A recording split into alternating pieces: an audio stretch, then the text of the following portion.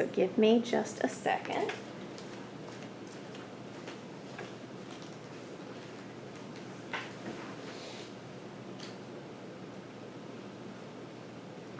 All right, when you're ready.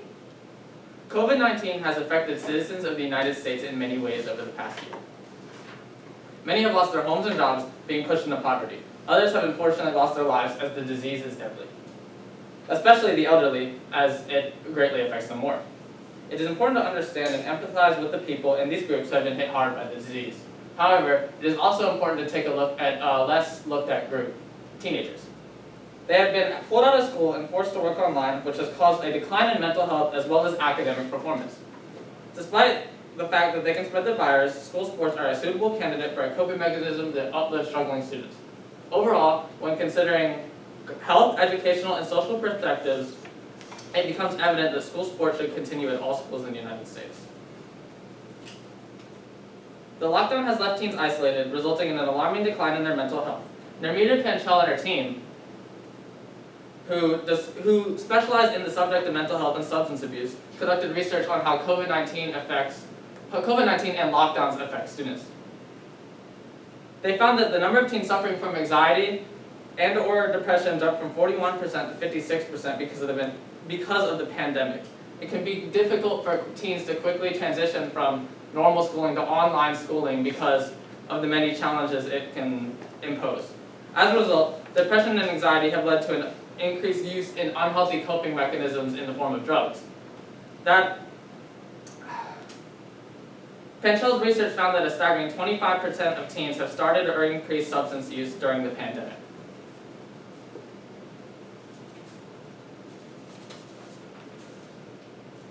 Furthermore, the increase of depression rates and anxiety rates among teens have also led to an increase in suicidal thoughts. Specifically, Panchal and her team found that an astonishing 26% of teens report having serious suicidal thoughts. Before the pandemic, teens were already in an elevated risk for a mental health decline, and now with the pandemic, they're at an even greater risk. Fortunately, school sports and physical activity have proven to improve mental health. Alicia Garcia Falgueras, a student from the Official College of Psychologists in Madrid, Spain, studied regular attendees of the gym to determine how physical activity affects mental health. All of the participants in the study reported having reduced stress levels following their exercise. Students can often feel stressed from online schooling because it imposes so many new challenges for them to overcome.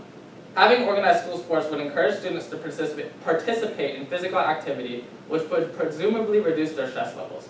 Furthermore, Garcia Falgueras' studies found that 85% of participants reported that exercising improves their overall mood. Both mood and stress are directly correlated with rates of depression, meaning that school sports are an overall effective method for students to cope with depression. Moreover, Jasper Smith, who earned a PhD in clinical psychology, studied a group of people suffering from anxiety, and found that those who completed a 2-week exercise program actually had declines in their rates of anxiety, further reinforcing the idea that school sports should be included, even during COVID-19. The educational benefits are further evidence that school sports should continue during the pandemic. The National Federation of State High School State High School Associations, a nonprofit organization that works to improve lives of students, highlights a variety of studies that show correlation between athletic participation and high grades.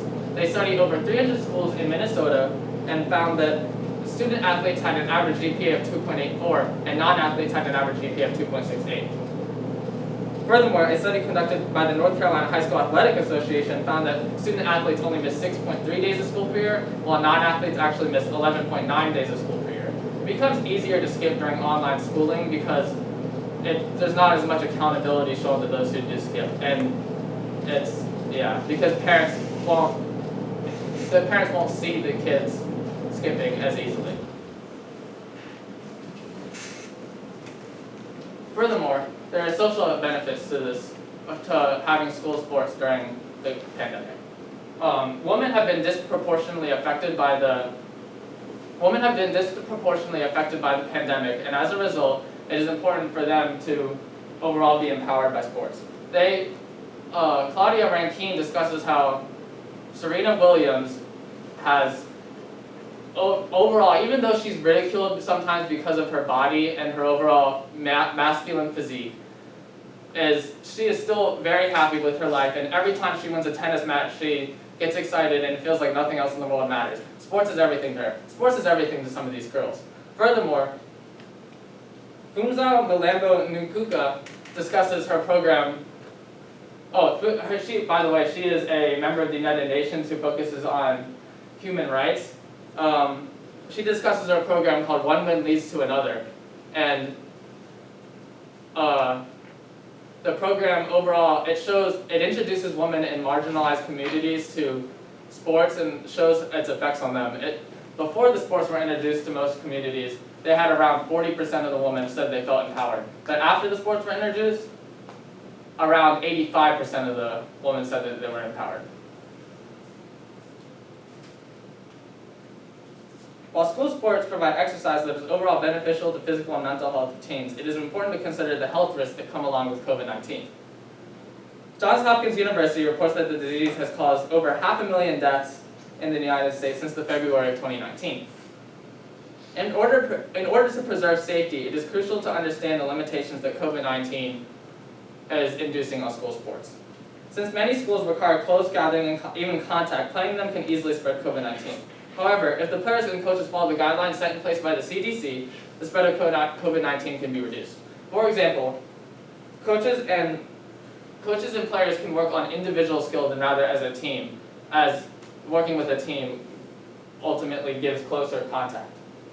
Furthermore, student athletes and coaches can be required to work out in the outdoors or in a well-ventilated area if possible, as COVID-19 is an airborne disease, and doing this will reduce its overall spread. Furthermore, schools can prohibit spectators and non-essential workers from attending games. And while this is not ideal, it is overall necessary because they spread the coronavirus a lot more when they're there, and they are not required for the games to run. Moreover, it is important to realize that school sports can keep students out of the classroom. In fact, Monica Anderson and Andrew Perrin, researchers that specialize in issues related to internet and technology, found that 35% of households in the United States with students do not have access to high-speed internet. And this can put them at an overall disadvantage compared to other students, and it is often not really considered. Furthermore, a lot of students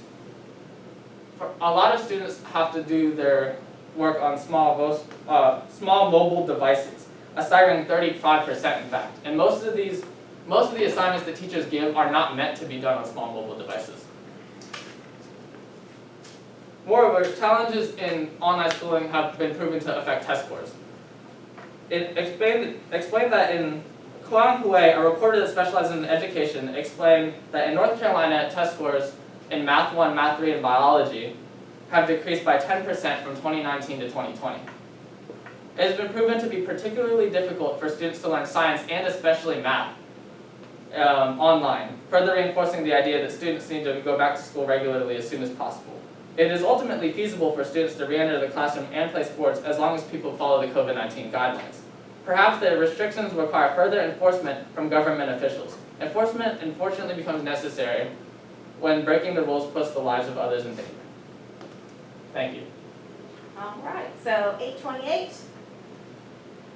And let's look at your questions. What evidence did you gather that you did not use, and why did you choose not to use it? I gathered a lot of evidence on how exercise and physical activity overall benefit students' physical health, but I decided to focus more on the mental aspect because that is more of what the lockdown and COVID-19 has greatly affected. Okay.